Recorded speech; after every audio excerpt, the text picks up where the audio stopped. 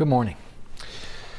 We've been thinking about Psalm 15, taking inventory of our lives in different areas as it relates to being the right kind of worshiper. And as we do that, we come to verse 4.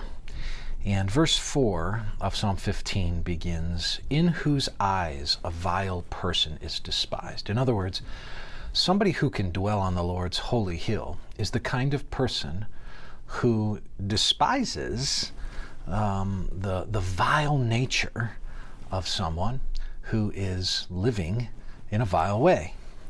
In whose eyes a vile person is despised, but who honors those who fear the Lord. I want you to see the distinctions here.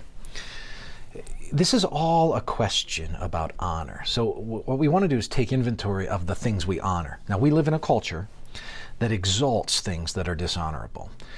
People who live immodestly, who live sexually licentiously, who don't care about biblical values, people who use power as a tool of manipulation, who often use others as a stepping stone for where they're headed.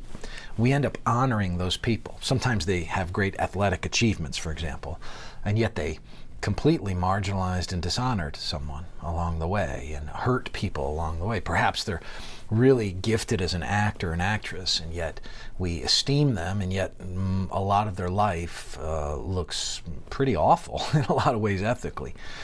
We tend to look past things of character for the sake of achievement. This verse is telling us not to do that. That you're to be the person who looks at people's character, and that's what you value. You honor character. So when somebody fears and honors the Lord, you say, that's someone worth following. That's someone worth lifting up, so to speak, and not in a haughty way, but that's somebody worth honoring. When somebody is vile and uses people just because they have money or they have great achievements or accomplishments, that doesn't mean they're worth honoring. So what we need to do is not be have an economy of honor as Christians, like the economy of how the world honors. It's important for us to think about that, because this is what makes us different as Christians.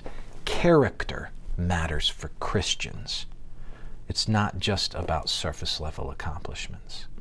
May the Lord help you as you seek to take inventory of who you honor and how you honor them.